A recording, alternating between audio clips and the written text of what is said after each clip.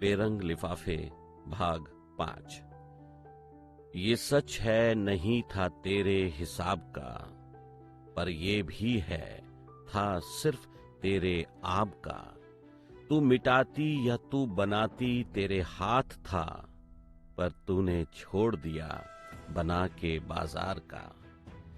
उसके बाद मेरा सिलेक्शन सेंट्रल गवर्नमेंट के ही एक डिपार्टमेंट में एसएससी के जरिए स्टैटिकल इन्वेस्टिगेटर के पद पर हो गया।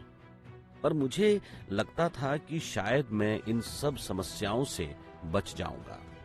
मैं अपने आप से जिन समस्याओं को लेकर परेशान रहता था, वो सब समस्याएं बाहर के माहौल के कारण थी। हमेशा लगता था कि एक दिन ये माहौल बदल जाएगा तो समस्याएं खत्म हो जाएंगी। इस माहौल को बदलने की जरूरत है। बस यही सोचकर मैं दूसरी जॉब में पहुंचा था। साथ में ये भी एक कारण था कि सेंट्रल गवर्नमेंट में सुविधाएं ज्यादा बेहतर होती हैं। ग्रेड पे मतलब वेतन भी ज्यादा था। मुझे लगा कि अब सभी समस्याएं खत्म हो जाएंगी। अब मैं एक बेहतर जिंदगी शुरू कर पाऊंगा, जहां ना दौड़ भाग होगी, ना ही रिश्वत का चक्रव्यूह होगा। आखिर मैंने ज्वाइन किया और अपने नए विभाग के नए माहौल में ढलने लगा। वहां मेरे लगभग 3 महीने अच्छे से गुजरे, जहां मैं ट्रेनिंग में बिजी रहा और जो कुछ भी कार्य होते थे उनको सीखता रहा। केंद्र सरकार के ही एक मंत्रालय के अधीन हमारा विभाग था, जिसे नेशनल सैंपल सर्वे के नाम से जाना जाता है। इसमें कई प्रकार के सामाजिक, आर्थिक या जनसंख्या से संबंधित सर्वे करने होते थे। ये सैंपल सर्वे के लिए जाते थे, अलग अलग टॉपिक पर अलग अलग जानकारी जुटाने के उद्देश्य से, जिससे सरकार की नीतियों को बनाने में मदद मिल सके। सरकार पूरे देश भर से इस प्रकार के सर्वे आयोजित कराती थी और हमें वो सर्वे करने होते थे।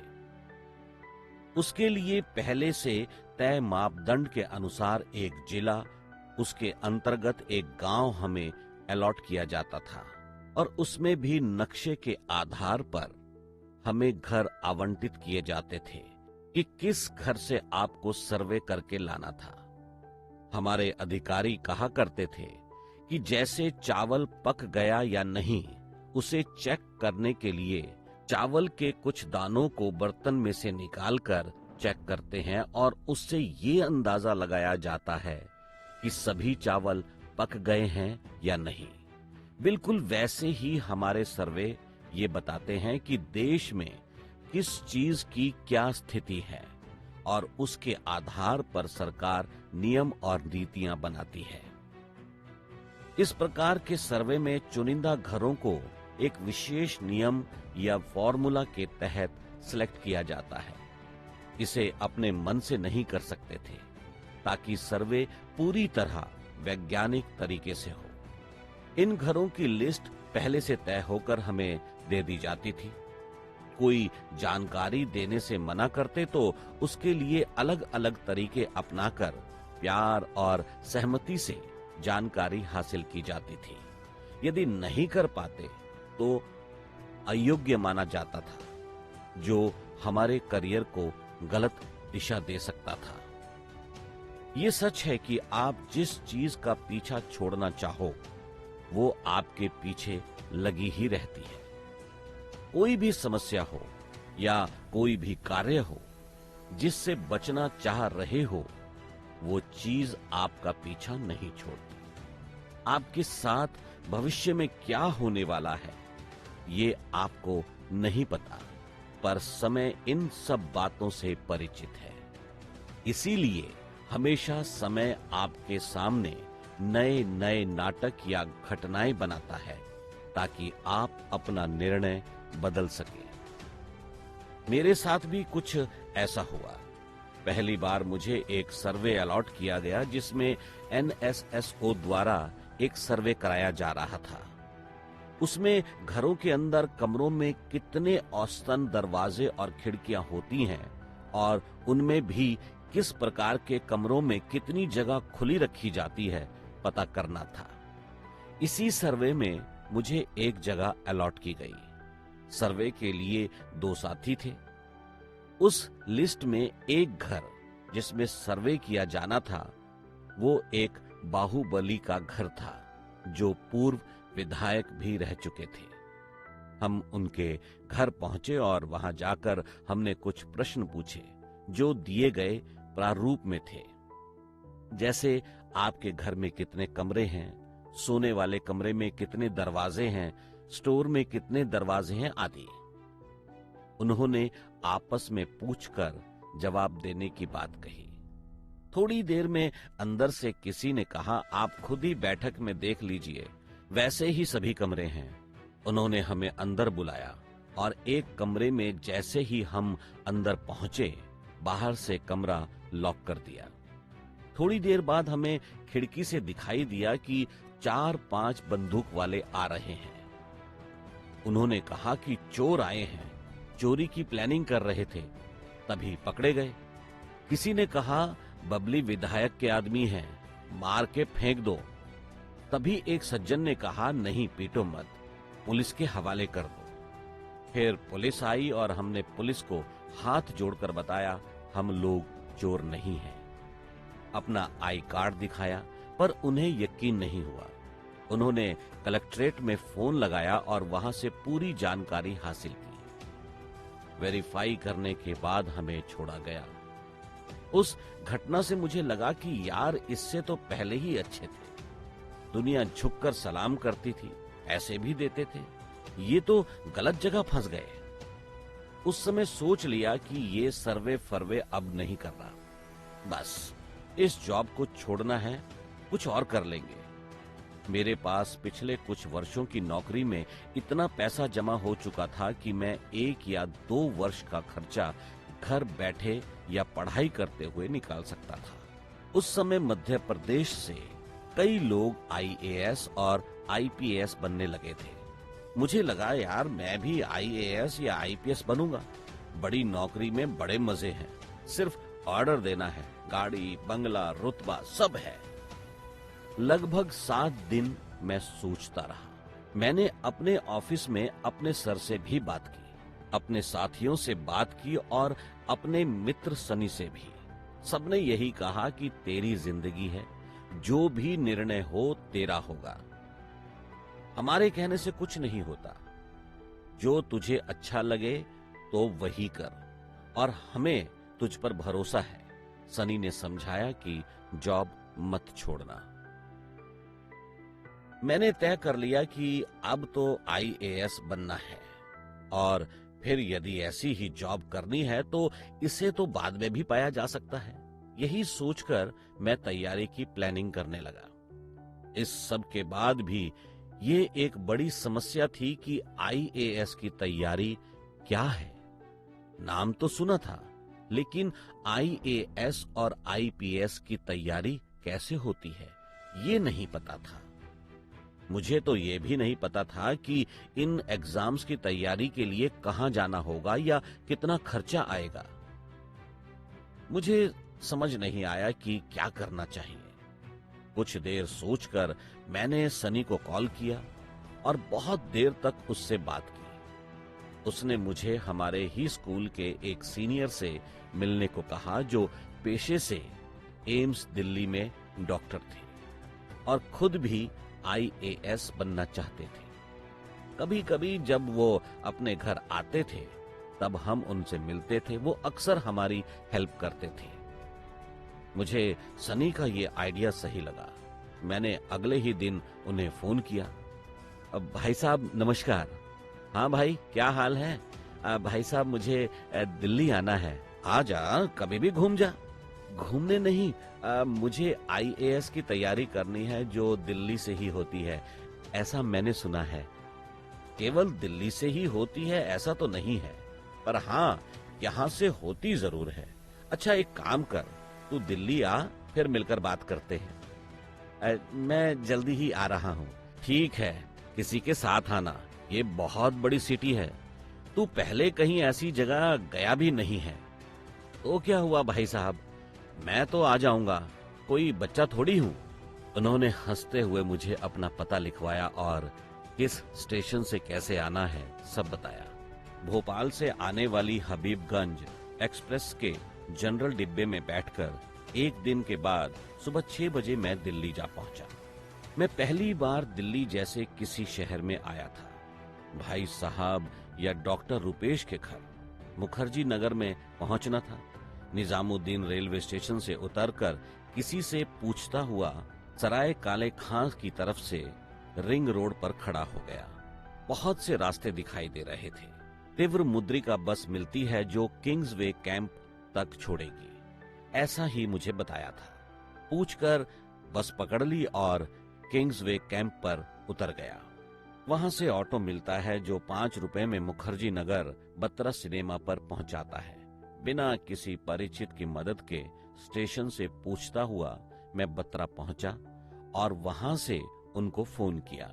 मैं चाहता तो पहले फोन कर सकता था, पर यह बताना चाहता था कि दिल्ली है तो क्या हुआ, मैं कहीं भी जा सकता हूं। वहां पहुंचकर जैसे ही फोन किया तो उन्होंने फोन नहीं रिसीव किया। लगातार 7 बार लगाने के बाद मुझे लगा जरूर कहीं बिजी होंगे, बाद में अपने आप कॉल कर लेंगे। मेरे पास कोई और ठिकाना ना था तो बत्रा के अंदर चबूतरे पर बैठा रहा। मन में कई सवाल और उनके जवाब आते रहे, पर मैंने इंतजार करना ही मुनासिब समझा। मेरे पास कोई और विकल्प भी नहीं था। जब ज्यादा विकल्प नहीं होते तो जिंदगी के बड़े बड़े निर्णय बिना किसी टेंशन के कर लिए जाते हैं। ठीक 3 घंटे बाद उनका फोन आया। क्या बात है भाई, इतने फोन क्यों कर दिए, सब ठीक तो है? भाई साहब कहाँ हो? मैं यही हूँ, हॉस्पिटल में। हम दिल्ली आ गए और मुखर्जी नगर में बत्रा पर खड़े हैं। बड़ी उम्मीद के साथ मैं कहने लगा। बताया क्यों नहीं पहले? उन्होंने कहा, आप कह रहे थे कि दिल्ली बहुत बड़ा शहर है, इसमें तुम्हारे जिले के बराबर हजारों शहर बसते हैं, तुम भूल जाओगे। तो मैंने सोचा आपको बता दूं कि हम इतने भोले नहीं हैं, और जब आईएएस बनने का सोच सकते हैं तो ये कौन सी बड़ी बात है। आज केस के डॉक्यूमेंट्स नहीं मिल रहे थे, उसमें उलझा था। 1 घंटे में पहुंचता हूं, उन्होंने कहा। ठीक है, तब तक मैं एड्रेस भेज रहा हूं, वहां पहुंच जा। मेरे पास में जो रहते हैं उनको फोन कर देता हूं, मेरे आने तक वहां रुकना। ठीक है भाई साहब। डॉक्टर रुपेश एक प्रसिद्ध न्यूरोसर्जन थे। वे वर्तमान में दिल्ली के सबसे बड़े शासकीय अस्पताल में सेवाएं दे रहे थे। एमबीबीएस करने के बाद उनका मन आईएएस बनने का था। इसके लिए उन्होंने प्रॉपर मुखर्जी नगर में रहकर तैयारी की थी, पर 2 अटेम्प्ट में ओवरेज हो गए। लेकिन मुखर्जी नगर अब भी नहीं छोड़ा। उन्हें लगता था कि यहाँ की बात ही कुछ और है। यहाँ जर्रे जर्रे में ज्ञान है। ऐसे ही थोड़े ना लाखों लोग हर साल यहाँ आते हैं। आईएएस बनाने की फैक्ट्री है ये। यहीं से उन्होंने अपनी सर्जन की डिग्री कंप्लीट की। अरे भाई साहब, आप तो डॉक्टर हो, फिर कैसे कागज ढूंढने में लगे हो? काहे के डॉक्टर, सरकार ने डाकिया बना के रखा है। कैसा डाकिया? अरे बस दिन भर जन्म प्रमाण पत्र, मृत्यु प्रमाण पत्र पर साइन करते रहो। जब से डॉक्टर को रजिस्ट्रार घोषित किया है, तब से डॉक्टर इसी में लगे रहते हैं, और ऑफिस में इतनी फाइलें होती हैं कि पूछो मत। कहीं आरटीआई, कहीं विधानसभा, कहीं डिपार्टमेंट की जानकारी, वाइटल जानकारी अलग भेजो। ये तो बहुत अच्छी बात है। इस काम को और कौन करेगा? अरे बाबू बनने के लिए न्यूरोसर्जन बने थे क्या? ये काम तो एक मैनेजर भर्ती करके भी करवा सकते हैं। सरकार 1.5 लाख क्या इसके लिए दे रही है? कभी कभी लगता है कि डॉक्टर इसके लिए बने थे क्या? हमने तो सुना है कि आईएएस ऑफिसर भी सचिवालय में यही काम करते हैं। आईएएस तो होते ही बड़े बाबू हैं, उनका काम ही यही है। कोई डॉक्टर थोड़े ही है वो। चल ठीक है, मैं पहुंचता हूं, तब तक आराम कर। उनके आने के बाद उन्होंने बाहर से कुछ खाना मंगवाया था। सबने खाना खाया, नहाकर मैं सो गया। शाम को लगभग 6 बजे बोले, चल घुमा के लाता हूं। और वो मुखर्जी नगर में मुझे घुमाने ले गए। चारों तरफ देखकर लग रहा था जैसे सच में आईएएस बनने की फैक्ट्री हो। हमने बत्रा के अंदर एक जगह बैठकर चाय पी, जहां मैंने उन्हें अपनी पूरी बातें बताई। मैंने अपनी हर वो समस्या जिससे मैं गुजरा था, हर वो चीज जो मेरे दिमाग में चलती थी, सब कुछ बताया। उसके बाद उन्होंने कहा, मैं भी जब एमबीबीएस कंप्लीट कर चुका था, तब ऐसे ही दौर से गुजर रहा था। तुझे देखकर मुझे हमेशा से अपना वो समय याद आता है जो मैं गुजार चुका हूं। मुझे एमबीबीएस करके लगता था कि सब समस्याएं खत्म हो जाएंगी, मैं डॉक्टर बन जाऊंगा। लेकिन जब मेरी पोस्टिंग हुई तो पता चला तहसील स्तर पर छोटी सी जगह है जहां लाइट तक 4 घंटे से ज्यादा नहीं आती थी। वहां पोस्टिंग कर दी, और उसमें भी डॉक्टर कम, बाबू का काम ज्यादा करना पड़ता था। सिर्फ 28 दिन के बाद नौकरी छोड़कर मैं एमडी करने निकला। एमडी भी कर ली, फिर भी मुझे लगा एमडी के बाद भी कोई बड़ी इज्जत नहीं है। आखिर में मैं न्यूरोलॉजी में आगे बढ़ा, और उसके बाद भी समस्या खत्म नहीं हुई। समस्याएं जैसी थीं वैसी ही थीं, बस पात्र और घटनाएं बदल रही थी। तब मुझे एहसास हुआ कि ये जो समस्याएं हैं, इनका बाहर से कोई लेना देना नहीं। इनके लिए बाहर के जो भी फैक्टर हैं, चाहे वो नौकरी हो, प्यार हो, पैसा हो, सफलता हो या असफलता हो, इन सब से हमारी समस्याओं का ज्यादा लेना देना नहीं है। और ना ही जिंदगी में कभी ऐसा कोई समय आने वाला है जैसा हम सोच रहे हैं कि सब कुछ ठीक हो जाएगा। जिंदगी बिल्कुल एक प्याज की तरह है। अगर हम ये जानना चाहें कि प्याज क्या है और उसको जानने के लिए हम उसको छीलते चले जाएं, तो अंत में प्याज खत्म हो जाएगा, और तब हमें एहसास होगा कि जिसे हम छिलका समझकर हटा रहे थे, वही तो प्याज था। ऐसे ही जिंदगी वही है जो हम जी रहे हैं, वो नहीं जो आने वाली है या जो हम जी चुके हैं। जो भी हम कर रहे हैं, इसी को एंजॉय करना सीखना होगा, और इसके लिए हमें सिर्फ और सिर्फ अपने एटीट्यूड को चेंज करना है, किसी और चीज को नहीं। जॉब को भी नहीं? मैंने पूछा। नहीं, मेरा मतलब ये बिल्कुल नहीं है कि तुम जॉब चेंज ना करो। आगे बढ़ने के लिए प्रयास हमेशा करते रहो, लेकिन जो है उसको एंजॉय करना सीखो। जहां हो आप वहां अपने आप को सबसे खुश नसीब मानो और आगे बढ़ते रहो। यही वास्तविकता है, यही जिंदगी है। तुम आईएएस की तैयारी करना चाहते हो, बिल्कुल करो, लेकिन इसका मतलब ये नहीं हुआ कि तुम जहां हो वहां अच्छा नहीं कर सकते, या इसका मतलब ये भी नहीं है कि तुम्हें जॉब छोड़ने की जरूरत है। अपने आप को आगे आगे बढ़ाओ। ये निर्णय भावनाओं में आकर नहीं लेना चाहिए। ऐसा नहीं है कि तुम्हें किसी ने एक दिन परेशान कर लिया तो तुम्हें लगा कि मैं जॉब बदल लूं। ऐसा नहीं होता। इसलिए जॉब कंटिन्यू रखो, तैयारी शुरू कर दो। जहां हो वहीं कोचिंग लो। एक बार प्री निकल जाए तो दिल्ली आना। पहले अपने को दिल्ली के लायक बनाओ। अधिकांश लोग अपने वर्तमान को लेकर दुखी रहते हैं। कोई जॉब से, कोई परिवार से, कोई साधन से, कोई साधना से, कोई समस्या से, कोई समाधान से, तो कोई खुद से। हमेशा यही लगता है कि कुछ बेहतर होता तो अच्छा होता, और उस बेहतर के चक्कर में अपने पास जो है वो उसको भी एंजॉय नहीं कर पाते। हर किसी की ये समस्या है। तुम्हें इससे ऊपर उठना होगा। कई आईएएस, आईपीएस ऑफिसर से मिला हूं मैं, जो अपने काम से दुखी हैं। टीचर का अपना रोना है, पुलिस का अपना, डॉक्टर के अपने दुख हैं, तो कलाकार के अपने। जिसको जैसा चाहिए वैसा किसी के पास नहीं होता। इसलिए पहले अपनी जॉब कंटिन्यू रखो, अगली बार यूं बिना बताए नहीं आना। छुट्टी के तालमेल के साथ अपनी तैयारी शुरू कर दो, अपने आप को सिस्टम में फिट करो और आगे बढ़ो। अपने आप से लड़कर आगे नहीं बढ़ना, अपने आप को यानी खुद को साथ लेकर आगे बढ़ना। उनकी इन सब बातों ने मुझे बहुत कुछ सोचने पर मजबूर कर दिया। मैं 2 दिन वहीं रहा, घूमता रहा और सोचता रहा। फिर मैंने कहा ठीक है, मैं वापस जा रहा हूं। उन्होंने मेरा अगले दिन का टिकट कराया और मुझे वापस ग्वालियर भेज दिया। मार्च 2020। इंस्पेक्टर मोनिंदर सिंह और सब इंस्पेक्टर नेहा रावत खामोश थे।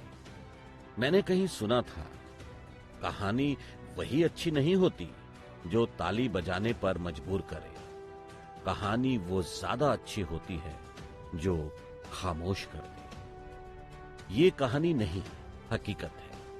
उसी दौरान मध्य प्रदेश में राजनीतिक हलचल बढ़ गई थी। इन दोनों को भी तुरंत दिल्ली से वापस आने की खबर मुख्यालय द्वारा भेजी गई।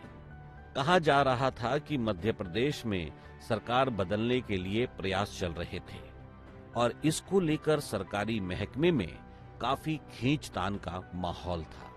उसी दौरान दिल्ली में एक नई बीमारी फैलने की खबर आ रही थी। बताया जा रहा था कि ये बीमारी विदेश से आ रही थी जो चीन से पूरे विश्व में फैल चुकी थी। इसे कोविड-19 के नाम से जाना गया। सरकार और देश का माहौल बदल रहा था। उसी दौर में दोनों को वापस जाना पड़ा। मार्च में लॉकडाउन लग गया और फिर वो दोनों वापस नहीं आए। उसके बाद लॉकडाउन खोले जाने के बाद अक्टूबर में मुझे एक कोरियर मिला। मैंने उसे खोलकर देखा। सब इंस्पेक्टर नेहा रावत की तरफ से भेजा गया था। उसमें लिखा हुआ था कि सर को 56J के अंतर्गत कंपलसरी रिटायरमेंट दे दिया गया है और आपके उस केस में किसी को भी दिलचस्पी नहीं रही। वो व्यक्तिगत इंटरेस्ट की वजह से उसमें आगे बढ़ रहे थे, इसलिए आपकी वो इंक्वायरी हमारे द्वारा की गई थी। उस इंक्वायरी से संबंधित जो डॉक्यूमेंट्स मैंने तैयार किए थे वो सभी आपको वापस भेज रही हूं। वो हमारे किसी काम के नहीं हैं, शायद आपके कोई काम आ जाए। इनमें आपके अब तक के आपके दिए गए सभी बयान लिखे हुए हैं, पर ये सब स्टेनो में लिखे हैं, इसलिए आपको स्टेनो सीखनी पड़ेगी। शायद ये आप आसानी से कर लेंगे। उसमें एक शायरी भी लिखी हुई थी। नेहा ने लिखा था, मैंने कुमार विश्वास जी के मुंह से एक शायरी सुनी थी, वो लिख रही हूं। ये नहीं पता कि वो शायरी किसकी लिखी है। मीलों तक फैली दिल्ली का ये भी एक तारुफ है। कुछ अफसानों की कब्रें हैं, कुछ कब्रों के अफसाने हैं। इसका अर्थ आप अपने हिसाब से लगाना। आगे नेहा रावत का नंबर लिखा हुआ था। मैंने उससे बात की। काफी देर तक हम बात करते रहे। मैं सर से मिलना चाहता हूं, मैंने कहा। नेहा ने कहा, उनसे मिलना मुश्किल है। मैंने पूछा क्यों, कहां चले गए वो? नेहा ने कहा, कहीं नहीं, है तो भोपाल में ही, पर कहते हैं कि रिटायरमेंट के बाद उनका मानसिक संतुलन ठीक नहीं रहा। वो जिससे भी मिलते हैं कहते हैं मुझे सैल्यूट करो। इसके अलावा उन्होंने सरकारी बंगले का भी कब्जा खाली नहीं किया। उन्होंने गवर्नमेंट पर केस कर दिया है। वो कहते हैं कि मेरी एक बेटी है, मैं उसकी शादी तक नहीं कर पाया। ऐसा गवर्नमेंट कैसे कर सकती है? पर हाँ, मैं जरूर दिल्ली आ रही हूँ, क्योंकि मेरा डेप्यूटेशन पर दिल्ली के ही एक डिपार्टमेंट में सिलेक्शन हो गया है। नेहा का दिल्ली आना हुआ, तब से हम एक अच्छे दोस्त की तरह अक्सर मिलते रहते हैं। जल्दी ही इसी साल उसका शादी करने का प्लान है।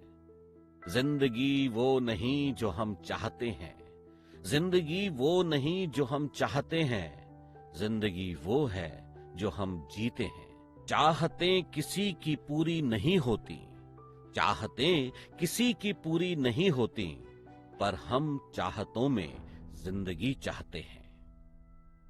आप सुन रहे थे अजय सिंघल की आवाज में मनीष भार्गव द्वारा लिखित बेरंग लिफाफे।